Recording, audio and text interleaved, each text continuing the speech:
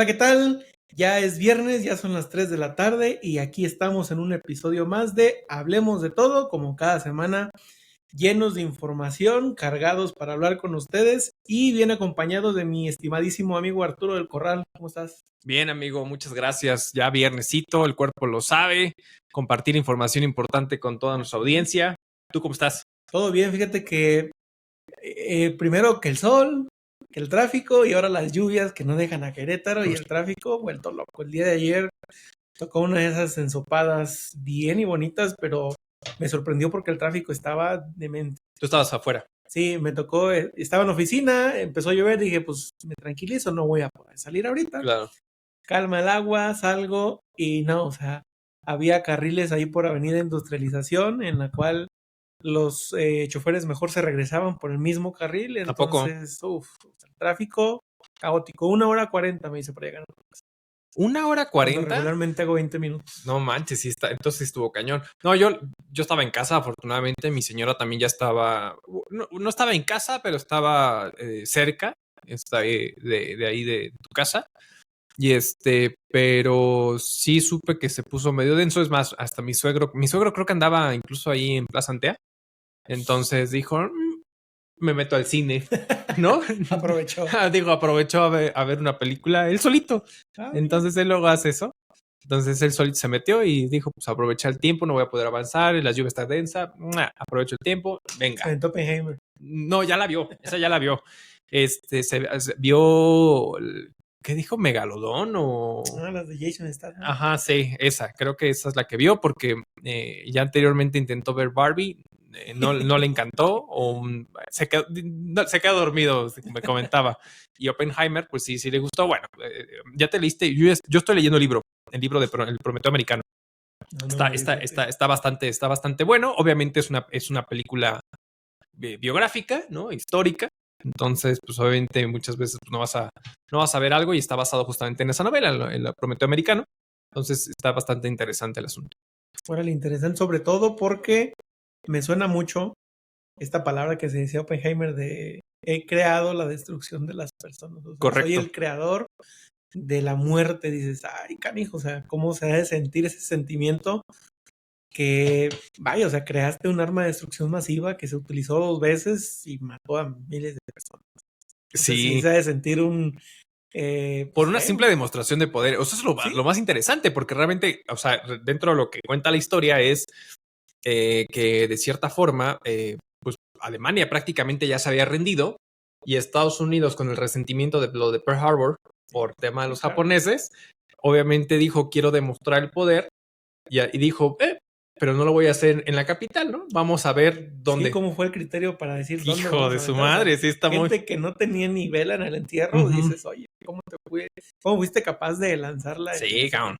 Sí. Según ellos, se evitaron más muertes, pero tú lo acabas de decir, o sea, Alemania ya estaba derrotada, ya no tenía nada que hacer. Exactamente. Híjole, pero bueno, casos de la vida real, dijeran unos programas por ahí, pero exacto. Bueno, el día de hoy, amigo, traemos un tema en la mesa muy a colación con toda la era tecnológica, con todos los avances y cómo ha aprovechado el SAT, nuestro brazo armado aquí en México para la recaudación, la autoridad fiscalizadora para decir, oye, yo no me voy a quedar atrás y necesito ver cómo voy a recaudar con este comercio electrónico que anterior al 2019 no existía, o sea, se podía comercializar a diestra y siniestra por internet y no había quien regulara esa parte y hoy en día empresas transnacionales dijeron, oye, pues me tengo que crear un establecimiento permanente o una figura jurídica en México porque ya me dijeron que si no,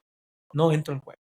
Correcto. Entonces, vamos a hablar del comercio electrónico y su impacto recaudatorio, que en días anteriores, en semanas anteriores, salió una publicación en la cual en el primer semestre del 2023 ya llevaba recaudado más de 8,000 millones de pesos, cuando en el 2022, en todo el ejercicio, se recaudaron 13,000. O sea que prácticamente si seguimos con la misma tendencia, vamos a superar el 2022 sin precedentes.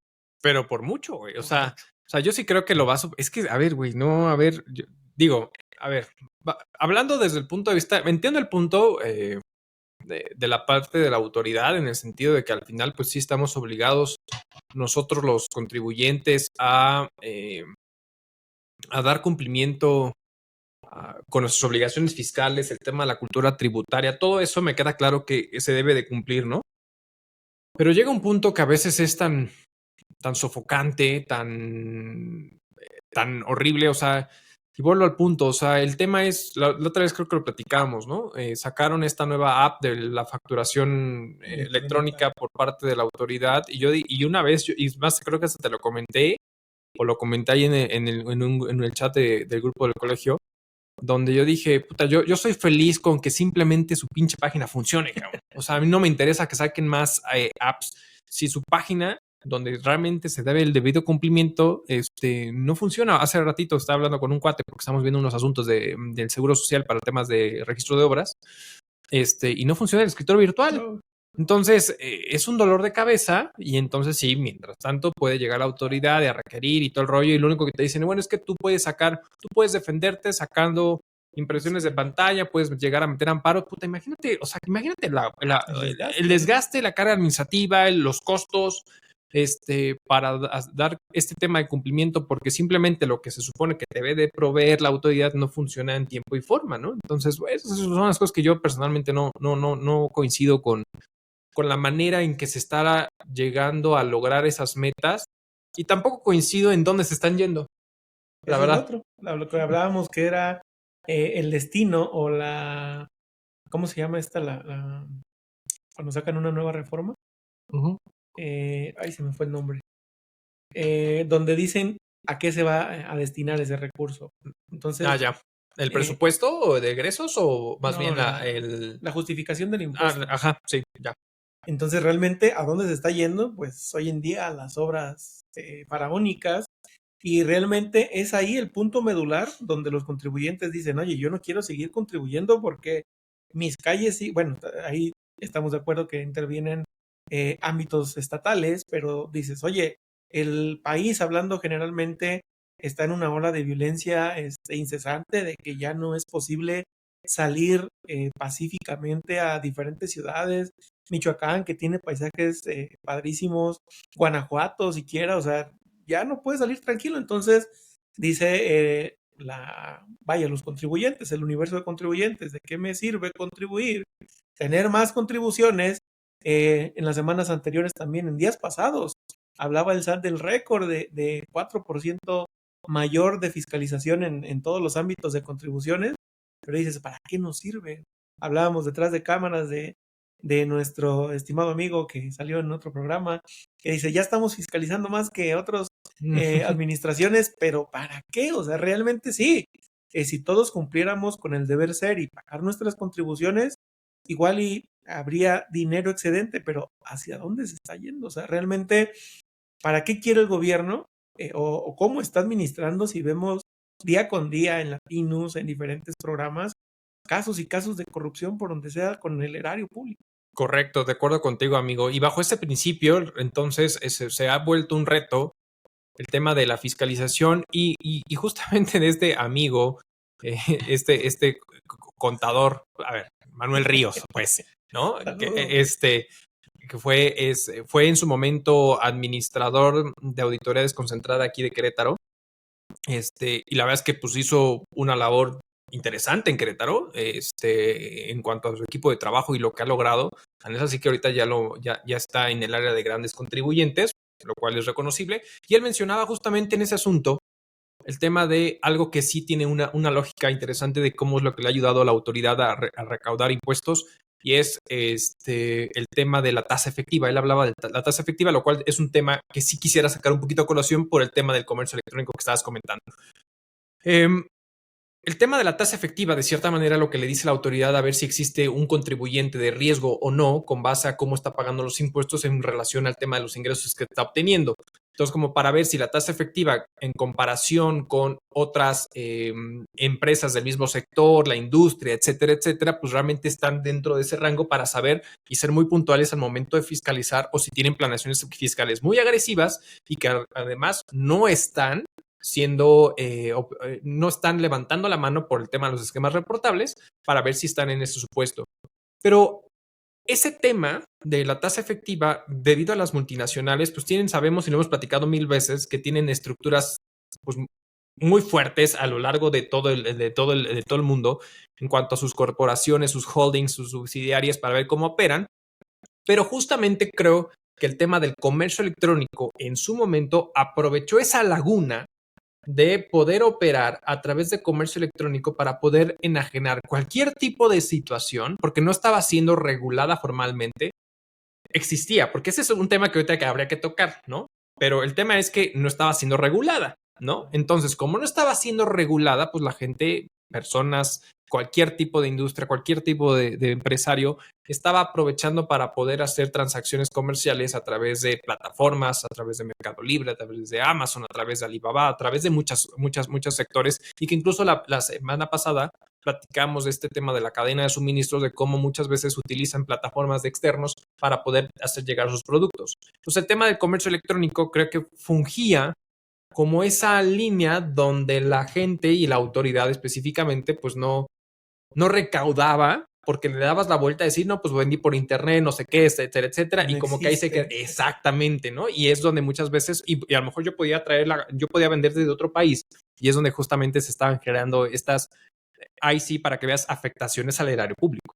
Sí, sobre todo porque se daba, tú hablas de las lagunas, se daba el tema de no estoy cayendo en el hecho imponible que me finca la autoridad. Exacto. Aunque tú lo dices, existe porque, vaya, cualquier ingreso percibido por un residente en México sabemos que está vinculado a un impuesto. Sí. Pero como dicen, no estoy generando el hecho, le puedo dar vuelta. Entonces, en esa parte, la autoridad ya desde hace mucho tiempo atrás ha empleado esta figura del responsable solidario o el responsable retenedor, que es la figura o la dinámica que sigue el gobierno federal Sí. Para hacerse llegar de estos recursos sin ningún sacrificio, porque pasa la bolita a la persona que está generando el hecho y le dice, oye, tú, persona A, vamos a suponer que es la compradora, que está comprando por comercio electrónico, y dice, oye, pero la persona B que te está vendiendo es ahora la responsable de pagar los impuestos por la persona A. Entonces dice la persona B, oye, pero pues yo estoy vendiendo, o sea, ¿por qué me vas a echar a mí la bronca de yo pagar los impuestos que la otra persona está recolectando? Exacto. Entonces, al cambiar esa cancha, esa papa caliente, ahora dice, si tú que estás vendiendo, que estás prestando esta plataforma, quieres seguir operando, vas a tener que retener y enterarme ese impuesto. Entonces, la autoridad, sin tener que hacer ningún esfuerzo en cuanto a presupuesto, a gastar mayor presupuesto para fiscalizar, se hace llegar de estos recursos y veo, o sea, son 8,000 millones de pesos que ya recaudó simplemente porque existe Internet. Exactamente, justo. Entonces, digo, es una dinámica que le ha funcionado muy bien a la autoridad, que ha impactado en cuanto a incrementar, y no digo que a lo mejor ese 4% que ha aumentado la recaudación en este año se deba en gran parte al comercio electrónico. Entonces, sí ha sido una dinámica de mucho beneficio para la autoridad, porque no solamente es comercio electrónico, sino son sueldos y salarios, son prestación de servicios profesionales, el nuevo régimen que es el reciclo. Cualquier venta anteriormente solamente era prestación de servicios profesionales. Sí. Hoy en día es cualquier enajenación, cualquier prestación de servicios de una física, reciclo o moral, hay retención del 1.25, entonces dice la autoridad, me está funcionando más el tema de retenciones que seguir fiscalizando a personas físicas o morales. Y ahí es donde se viene un dato bien interesante, porque efectivamente creo que el tema de generar retenciones, e incluso pongo el ejemplo de que les ha funcionado, hay otros gobiernos como el estado de Guanajuato, con los impuestos cedulares, específicamente cuando nace el reciclo, gobierno de Guanajuato acoge el reciclo para generar una retención del 2% del impuesto cedular de cualquier persona moral que tenga transacciones con un reciclo en Guanajuato. Entonces les retienes el 2% y de cierta manera ahí va, ¿no? Entonces, en la misma dinámica. Exacto, ¿no? Entonces creo que el tema de las retenciones ha fungido como una parte de ser obligado solidario al pago de las contribuciones de ese tercero, ¿no? Pero aquí viene lo interesante. Cuando ese tercero, de cierta manera, a ver, y vuelvo al punto, no hablo de las empresas grandes, ni siquiera las multinacionales, sino el pequeño empresario, como que dice, paga la factura y dice, ya cumplí. No, espérate, hay retenciones. Entonces, recuerda que esas retenciones van a ser parte de tu costo. O sea, al final es, ¿por qué? Porque al final es, sí, retuviste un impuesto a nombre y en cuenta de ese tercero, pero pues realmente no valió esos 100, 200 pesos adicionales que tienes que pagar al fisco por esa retención, pues son esos 100, 200 pesos que realmente fue el valor de la contraprestación que pactaste con ese tercero. El tema es que pues tú le pagaste menos porque dices, bueno, a ti te pago 9,000 o 9,800 y 200 pesos se los pago al fisco federal, ¿no? Entonces, eso luego pasa que en la falta de administración del flujo te metas en un conflicto y entonces si te venga la autoridad porque no me has cumplido y entonces genera las facultades de gestión porque al final pues no has cumplido con el tema de las retenciones que debiste haber efectuado o que efectuaste y no enteraste más bien, ¿no? De cierta forma por esta falta de planeación de flujo. Ahora, el tema de el comercio electrónico, hoy lo hemos platicado en constantes cosas, por todo el tema del auge cibernético y el auge tecnológico, es una manera mucho más sencilla de poder hacer llegar prácticamente tu producto, tu servicio a mucho más personas. Lo hablábamos del tema de la publicidad, como la publicidad en redes ha generado mucho más atracción de mercado, como el tema de plataformas como esta donde estamos grabando, que no es ninguna de las conocidas que ustedes puedan conocer como Team Zoom y esas, sino se llama Riverside.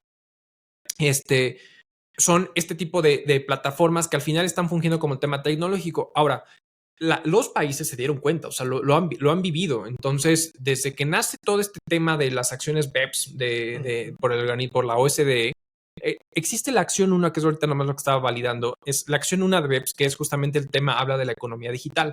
Entonces, hablando de la economía digital, pues justamente existe esa laguna de en dónde tienes que transaccionar y en dónde tendrías que pagar el impuesto por esta economía digital, sabiendo que puedes operar en diferentes países teniendo una base por el tema digital, justamente. Entonces, entre que se ponían de acuerdo bajo esa perspectiva, pues le dice a las legislaciones, le dice a los países, pues tú adapta hasta cierto punto bajo tu precepto de legislación local lo que creas más conveniente para ti. Y entonces meten en regulación justamente a las plataformas digitales que diciendo, oye, tu plataforma digital que vas a ofrecer un servicio tipo de streaming y ese tipo de cosas como Netflix, Prime y todo ese tipo de cosas, dices, oye, tú estás ofreciendo un servicio dentro de mi territorio, por lo tanto, tu servicio, actividades grabadas dentro del territorio mexicano, llevan un IVA. Entonces, ese IVA me lo tienes que pagar a mí. Oye, es que nunca no sé qué. Y entonces, por eso empezó así de, es que un nuevo impuesto. No, no, no. Simplemente sí metieron regulación porque estabas generando una actividad económica en territorio mexicano, lo cual es muy cierto cuando dicen, oye, a ver, ¿dónde estás viendo la plataforma? ¿Dónde la estás contratando? ¿Dónde está el servicio? Y empezaron a poner las reglas. Oye, mientras te paga con una tarjeta de crédito mexicana, mientras te pague con la dirección del servicio esté localizado en México, pues entonces todo eso es una actividad que estás haciendo efectivamente en territorio mexicano. Por lo tanto, tu transacción lleva un IVA que me tienes que enterar. Entonces, obviamente, ¿qué hizo? Pues hicieron el gross up. Porque dijo, a ver, pues yo no lo voy a pagar, lo va a pagar el tercero, ¿no? Y al final ese sí, pues, por eso es un impuesto que se traslada al tercero en el tema de comercio. Esa es una. Luego viene el tema que tú decías de los intermediarios para el tema de la retención de IVA y ISR, y es donde justamente están generando estas locuras de transacción. Y fue que en uno de los episodios, no me acuerdo cuál, comentaba que justamente ahí es donde ya viene un tema que no estoy tan de acuerdo, ¿no? En este sentido, porque prácticamente, imagínate, esa persona, no estoy tan de acuerdo no porque se pague el impuesto, sino lo que puede perjudicar a la persona que hace actividades a través de estos mecanismos, porque es, la plataforma me cobra una comisión, me hace una retención de ISR, me hace una retención de IVA, ¿no? Y se acabó, ¿no? Y entonces cuando tú ves el conjunto de esas cosas, pues si tú vendiste 100, te terminas recibiendo 60 pesos, y entonces dices, caray, entre la suma de muchas cosas, mi 40% se me fue. Cuando ves el tema de las multinacionales, dices, puta, pues entonces es mi regulación hasta cierto punto, que es pareja para todos. La realidad es que dado que no tengo una estructura como esas multinacionales, termino pagando mucho más que la multinacional. Y pues, si tú ves las tasas efectivas de pago, que justamente hace ratito estábamos comentando, son bajas, güey. Sí. O sea, es una tasa efectiva comparada con el ingreso que tienes, que son bajas, sí. Contribuyen con un chorro de participación en impuestos, pero en proporción con cualquier otra persona, o sea, ¿cuánto menos del 1%? Exacto, güey. Entonces, cuando a un trabajador le retienes un impuesto, hasta del 20%. Exactamente, Y justo. luego entra en el juego de que, oye, pues dame de alta con el 100%, pero oye, me representa, ya ni se diga el cambio en las tarifas de retiro o cesantía y vejez, no me acuerdo cuál de las dos. El retiro y cesantía de vejez. De cesantía y vejez, en la cual de aquí al 2030 el patrón va a pagar hasta el 11.30% de estar en un 3.5%, y ese simplemente en sueldos. Entonces, dice, ¿cómo te voy a pagar hoy en día una nómina representa entre el 40 y el 50% sobre el ingreso que le vas a pagar netamente al trabajador? Entonces dices, ¿cómo voy a absorber ese 50%? Ahorita hablabas del comercio electrónico, te cobran la tarifa de logística, ahí nos vamos a la cadena de suministros donde dice, sí, te vas a quitar el tema de almacenaje, pero te lo va a cobrar la plataforma. Claro. Entre la logística, entre la publicidad, entre la gestión, etcétera, te termina cobrando el 40%, más las retenciones, que si bien son pagos provisionales, que regularmente me ha tocado el ejercicio que personas físicas que únicamente y exclusivamente se dedican al comercio electrónico, en ISR es el 4% o el 8%. Si es Airbnb, prácticamente lo que te retienen es lo que pagas, no hay ningún pago. El IVA te retiene el 50%, que es el 8% del IVA. Y si haces gastos que vienen relacionados a esta actividad, prácticamente tienes IVA a favor. Entonces, no hay ningún pago de impuestos, pero ese IVA a favor se convierte en dinero que ya no puedes tener porque lo tiene el fisco. Exacto. Y si dices, oye, fisco, regrésamelo, ¿sabes qué? A, B, C y D, te hago una auditoría para regresarte el IVA a favor. Entonces, al final de cuentas, en cuestión de flujo efectivo, que es lo que los mexicanos tenemos entre esa buena y en ocasiones mala percepción de que si el dinero no está en mi bolsa, no lo tengo. Entonces, terminas subiendo los precios y encareciendo la economía. Porque dices, oye, si de este producto que yo voy a vender por internet, quiero que me queden 60 pesos, y si lo vendo en 100, me quedan 20, entonces no lo pongas en 100, ponlo en 120 o en 130, y al final de cuentas terminas afectando la economía porque los precios se encarecen. Lo que vemos en el combustible, sube el precio del combustible, todos los insumos, hasta la canasta básica va a subir, todos los servicios van a subir. Entonces realmente sí, para la autoridad es mucho más fácil la recaudación, pero ¿qué terminas afectando? Toda la economía, ya que sube los precios, personas físicas o personas morales, bueno, las personas morales no entran en las retenciones, pero los pequeños empresarios que dicen, yo sí quiero vender mi producto por internet, no tengo esta envergadura de 5 empresas para acá, 5 empresas para allá, en la cual distribuyo toda mi logística y mi tasa efectiva termina siendo del 1 o de máximo el 2% de los ingresos. Dices, oye, estoy pagando el 40, el 50%, realmente pues mejor cierro.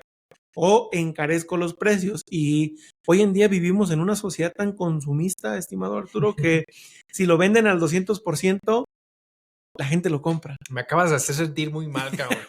Me acabas de hacer sentir muy mal, pero tienes un punto, tienes mucha razón. Y lo digo porque justamente ya a finales de este mes ya llega mi nueva Mac. Entonces, entonces justo te van a decir fifí, aspiracionista y todo, ¿no? Sí, pero Xochitl me defiende. Exacto. Pero justo no, sí están caras. O sea, sí están caras. Pero bueno, quiero pensar que hice un upgrade después de 10 años. Pues ya que voy a hacer un upgrade de... Pero mientras exista la capacidad, pues dices, oye, hablábamos en otros episodios, oye, la comodidad, vaya, el tener todo a la mano y de manera fácil cuesta. Y claro, hay personas que si pueden o si podemos darnos esa capacidad, entonces dices, ok, o sea, va de acuerdo a tu capacidad. Hay personas que dicen, yo con un vaso de agua estoy bien, otros dicen, no, quiero un agua alcalina, desionizada. Sí. Y compran la botella.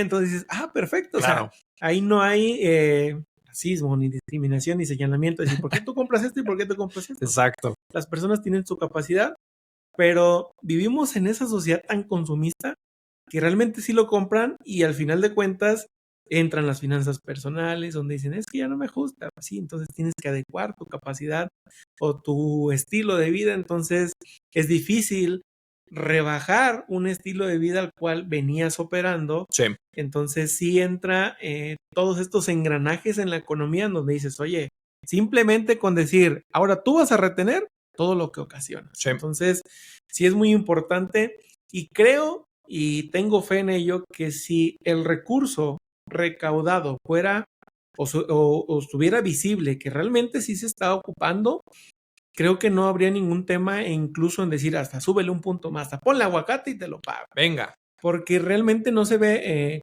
a dónde va destinado el recurso. Digo, o que ojalá y así sea y no nos equivoquemos, que las obras faraónicas funcionen y funcionen para bien. Dices, entonces valió la pena todo el calvario que pasamos. Sí. Pero de no llegarse a hacer, dices, oye, entonces, ¿de qué sirvió tanta recaudación, tanto desembolso? Porque al final de cuentas, dicen los memes, este sería yo en un Bentley si no me retuvieran impuestos de la nómina.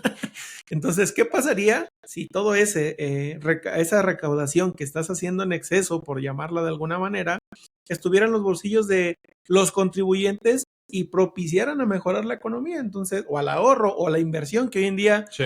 los medios de inversión están siendo cada vez más accesibles y cualquier persona con un teléfono digital, o bueno, estos famosos smartphone, pueden tener acceso a las inversiones. Entonces habría más inversión, habría más dinero incluso en el mismo gobierno. Hoy en día fíjate que la plataforma no es comercial, pero de esta que compra CETES, que puedes comprar CETES directamente, pues al final de cuentas es dinero del gobierno que lo puedes utilizar para lo mismo. Entonces creo que sí habría que repensar en la parte de la fiscalización cuál es, y me tocó darlo en código fiscal, cuál es la interpretación a las leyes o hacer las leyes en cuanto a la situación económica de un país.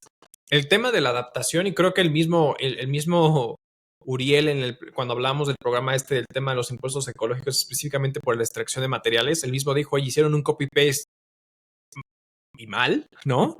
De la legislación de otros estados hacia el tema del gobierno del estado, pero justamente no, esa adaptación que quisieron hacer no fue hecha adecuada a la economía, justamente, porque él mismo nos comentaba de la manera en que se quería pretender o se pretende estar grabando dicho impuesto, pues salía bastante gravoso el asunto, porque no adaptarlo al tema de la realidad económica, en este caso del Estado y de esas empresas de manera muy particular. Entonces creo que tienes un punto ahí en ese sentido. Ahora, creo que sigue siendo un reto porque, a ver, seamos muy honestos, o sea, el tema de la economía digital, el tema del e-commerce y ese tipo de cosas, sigue siendo, si bien existen estos marcos regulatorios, ¿no?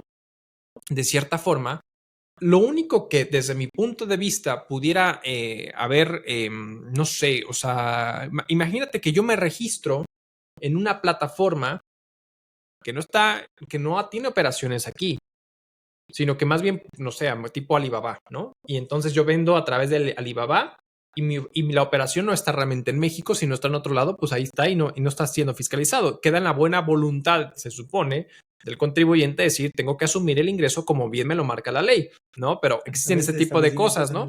O saber si realmente dónde se está dando el impuesto justo. Y ahorita justo es lo que yo quería comentar ahorita, que si bien desde que nace todo este tema de las acciones de BEPS, específicamente la acción 1 de economía digital, que desde el 2015, cuando lanzan todo esto, se empieza a trabajar en lo que es la versión BEPS 2.0, específicamente pilares 1 y 2, respecto al tema de cómo grabar un impuesto mínimo a esas empresas de cierta forma que tienen esta parte de pues la parte de la comercialización de los productos sin ser realmente los productores, los registros de marca, etcétera, etcétera, pero que al final tienen la facilidad de poder generar una economía libre de riesgo o sin riesgo, que es hacia donde quieran empujar para tener un impuesto mínimo, donde al final lo que se está buscando es prácticamente a través de estas, todavía falta que sea publicado por la OSDE y de ahí pues prácticamente trasladarlo a la legislación local, pero lo que se busca es como este tema del safe harbor, ahora sí que el puerto seguro, ¿no? Para estas empresas que de cierta manera tengan una determinación de un impuesto mínimo a pagar en la jurisdicción que le corresponda a los países donde realmente están comercializando dichos productos, porque si no muchas veces trasladan de cierta forma a la parte productora, a la parte de investigación, a la parte de desarrollo, etcétera, etcétera. Entonces dicen, no, te puedes acoger a este mecanismo de impuesto mínimo de cierta forma a las empresas con ciertos mecanismos donde no puedes ser dueño de la marca, no dueño de la patente, donde tiene que ser una comercialización sin riesgo, donde tienen que ser varias circunstancias, pero hacia allá se está trabajando, justo porque lo que están dando cuenta los países es, oye, a ver, se sigue permeando el tema de una distribución no equitativa de la base del impuesto a través de la traslación de estos beneficios hacia otros países de baja imposición, y lo que necesitamos es, a través de justamente el tema de precios de transferencia específicamente, es buscar este mecanismo de tal suerte que a través de esta economía digital que se está existiendo, que está en boga, que nos está ganando, pues poder por lo menos plasmar un impuesto mínimo a las jurisdicciones donde se están ejecutando las transacciones, porque es ahí el reto de los países, decir, ¿cómo grabo estos ingresos que están teniendo las empresas en países donde realmente no están trasladando el beneficio y siguen, o sea, oye, estás generando una economía porque estás vendiendo productos en Jordania, pero porque ahí los entregas, ahí te están comprando, pero estás trasladando el impuesto en Irlanda, cabrón, ¿no? Y sobre todo es la repatriación de capitales, ¿no? Exacto. Oye, ¿dónde está el capital que me genera una economía interna? Entonces, pues sí, creo que es muy importante, pero un reto demasiado titánico. Sí, claro. El adaptar esa legislación, porque entonces ahí sí estaríamos empleando el término globalización en todo su esplendor, porque tendría que existir el mismo idioma digital o económico para lo que está en la India y lo que está aquí en México. Decir, ok, está un sistema en la cual, no sé si vaya a ser el Fondo Monetario Internacional o algún organismo internacional con esta capacidad de poder analizar todo el globo terráqueo económicamente y decir lo que se vendió acá lo tienes que pagar. Y con los mecanismos de colaboración entre los diversos países en sus instituciones recaudatorias, aquí como el SAT, la Secretaría de Hacienda y Crédito Público, que tenga vinculado esa parte de, oye, quiero saber este contribuyente cuánto vendió en todos los países. Y lógicamente hoy en día son 270 y tantos países los que están registrados, pero ¿cuántos más existen? O sea, realmente van a tener que adentrarse a aquellos países que no se han querido registrar. Y sí existen economías en las cuales van y se entregan productos o tienen estas capacidades para poder trabajar o extraer o poner una fábrica para poder maquilar, porque la mano de obra es muy barata, y traerla para acá se generan economías, pero que no están registradas y existe ese reto en la cual cómo vamos a globalizar prácticamente a todos los países del globo terráqueo para poder tener a la mano esta información. Porque al final de cuentas, digo, ahí nos ponemos en otra cancha donde cuánto genera económicamente para economías internas, pues estos capitales no registrados. O sea, por ejemplo, aquí en México, ¿cuál es la contribución de la economía informal? O sea, ¿cuánto genera de dinero y que las personas siguen comprando productos de la canasta básica, productos industrializados o compran los servicios en el sector terciario, pero que son gente que no está normalizada fiscalmente, pero que mueven la economía? Entonces, en otros países, imagino que existen las mismas talones de Aquiles, oye, ¿cómo regularizamos a la gente que no está dada de alta para poder entonces sí tener a todos en el mismo radar? Creo que sí podría ser hasta un sueño guajiro, mi estimado Arturo, porque creo que son labores interminables por parte de la autoridad, a menos que existiera, no sé, un impuesto único para cualquier persona que digas, si cualquier transacción depende de tus ingresos, es el impuesto que pagas, como en aquel entonces el régimen de pequeños contribuyentes, que dependiendo del ingreso, era tu cuota fija que pagabas y se quitaban de problemas, pero pues híjole, creo que sí es una parte medular. Fíjate que estaba viendo un reel, un video corto, en la cual hablaban de que el banco, el que maneja Agustín Carsten, ¿cómo se llama? ¿El Banco Central? El Banco Central.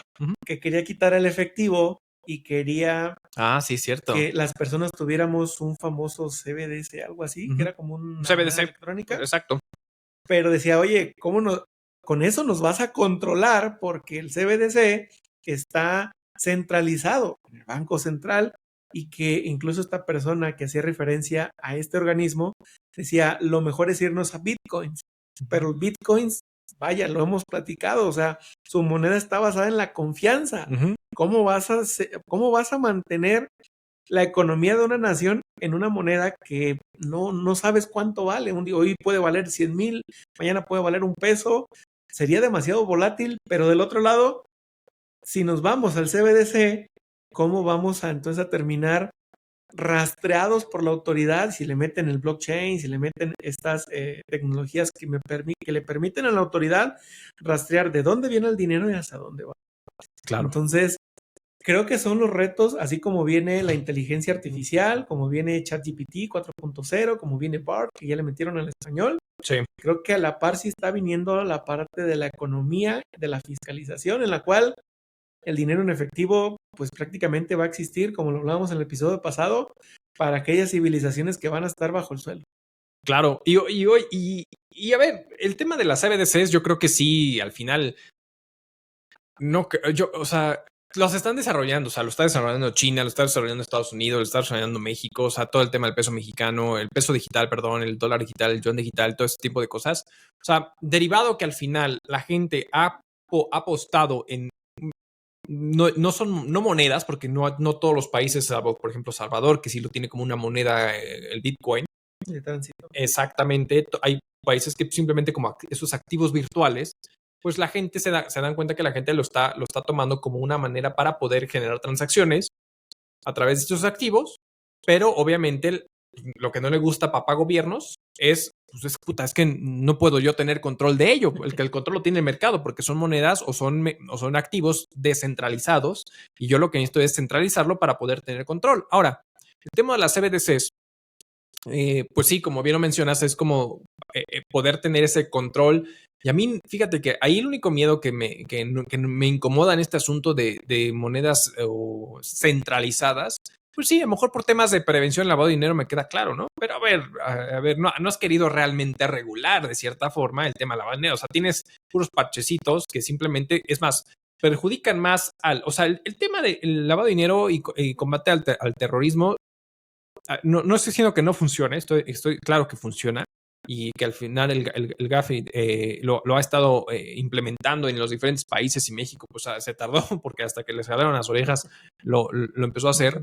Pero la realidad es que muchas veces el tema del GAFI, el tema de prevención del lavado de dinero a veces son trámites, a ver, vuelvo al punto, son trámites más burocráticos hacia el mismo contribuyente que está haciendo las cosas bien y que simplemente le añades un trámite más, ¿no? Como para poder prevenir ese tipo de cosas. Pero el tema, regresando al punto del tema de los CBDCs, es que el día de mañana existe un decir, pues aquí puedes gastar ya o aquí no. O sea, que puedas bloquear el dinero, porque va a ser digital. Entonces, que el mismo banco diga, no, se bloquea y aquí no lo puedes usar. Ah, chinga, pues es mi lana, güey. Empresas en el 69B no pueden recibir. Ándale, sí, ¿no? Pero, oye, a ver, voy a hacer, imagínate, vamos a pensar que a lo mejor la empresa está en el 69B y vuelvo al punto, me queda claro que muchas veces el 69 es por estas empresas que sí, la gran mayoría, yo creo que el 90 y tantos % es empresas simuladas, pero hay un porcentaje, me tocó ver que hay un proveedor en una lista del 69, quién sabe qué haya hecho, pero imagínate que con el CBDC te diga, no, pues no puedes comprarla a él, es un proveedor de azúcar, que sí vende azúcar, güey. ¿No? Entonces, y que sí estuvo vendiendo azúcar y que entró en mi inventario y que tengo la orden de compra y que tengo todo ese rollo, y que me digas, no puedes comprarle, güey, porque el cuate está en el 69, güey, ¿no? Me estás metiendo en un conflicto, o sea, me estás diciendo, no, pues con él no y vete con otro, ¿por qué, güey, no? ¿Por qué quisiera hacerlo? Va a pasar otro asunto. Me tocó en su momento ver a un cuate que tenía una persona moral que entró en el 69 porque simplemente la autoridad lo vinculó a que no tenía activos. Pero era una sociedad donde esa sociedad era él. Y lo que vendía a través de la sociedad eran cursos tipo de coaching. Entonces le dijo, exacto. Entonces le dijo la autoridad, no, esto estás simulando, nomás estás facturando porque tú no tienes activos, no tienes recursos humanos, no tienes inversiones. Pues no, la sociedad factura los servicios de capacitación en coaching, que soy yo, el socio, que es el que está trayendo el negocio, no tengo personal, soy yo nada más, y la computadora es la que yo compré hace mucho, weón. Entonces, y ya al final le dije, ¿sabes qué? Vamos a hacer un contrato como data, en fin, todo el tema para poder salvaguardar la integridad de esta persona, pero imagínate, no puedes contratar a ese proveedor que sí me puede dar algo, que sí existe, que sí es real, porque me pueden bloquear, decir, no, con él no puedes transaccionar. Sí, realmente, y se va a prestar para fines políticos, como claro, lo vemos hoy en día. Institución encargada de eso, bloqueamelo porque no quiero que le compren y que le compren al que sí quiero que le compren. Entonces, creo que mientras tengamos ese pensamiento, Y lo digo que lo tengamos porque realmente somos las personas quienes hacemos que funcione una institución, porque en papel están y en papel nadie es corrupto. O sea, todos somos santos en papel, pero realmente nuestro pensamiento y nuestro actuar es quien hace que las cosas se corrompan. Entonces, hasta que no cambiemos ese chip y no cambiemos ese monstruo de organización que se llama gobierno federal, porque puede estar arriba una persona que sí quiera acabar con la corrupción, etcétera, pero tienes toda una ramificación de personas que lo hacen imposible. Entonces, creo que sí va más para la parte cultural, ideológica, para que empecemos a cambiar las cosas. Pero, mi estimado Arturo, el tiempo no se nos agota y Exacto. el viernes es necesario irnos a descansar. Exacto. Así es que, para cerrar, mi estimado Arturo. Pues nada, pues realmente creo que es un reto importante el tema de la economía digital que se está generando. Creo que esta apuesta que yo estaba comentando en su momento de hacia dónde va la OCDE, va a buscar justamente establecer pautas para evitar conflictos de gastadera de recursos económicos por parte de los países al momento de generar disputas por dónde se debería de grabar qué cosa por el tema de los estudios de precios. Entonces, esta apuesta del pilar 1 y 2 con respecto al tema de BEPS 2.0 creo que es una apuesta bien interesante a nivel de las multinacionales, ¿no? Entonces, creo que van ahí. Creo que a veces siento que a pasos muy lentos para cómo está avanzando todo. Lo hemos platicado 1000 veces, el tema de tecnología, el tema de la inteligencia artificial, el tema de las criptomonedas, es momento que no hay regulación alguna, ¿no? Entonces, pues bueno, ojalá y sea algo que funcione, ¿no? Perfecto, pues creo que muy interesante como todos nuestros anteriores episodios. No se los pierdan, por favor, compartan esta transmisión. Estamos en YouTube, estamos en Facebook, estamos en... se me olvida Spotify. en Spotify para que nos escuchen sin necesidad de vernos. Así es que, por favor, síganos. Gracias a las personas que se han suscrito a nuestro canal. Esperamos seguir incrementando esta base para que a todos les llegue esta información y mucho más que tenemos preparada por ustedes. Mi estimado Arturo, que sea un buen fin de semana. Igualmente, amigo. Muchas Nos vemos gracias. la próxima. Hasta luego.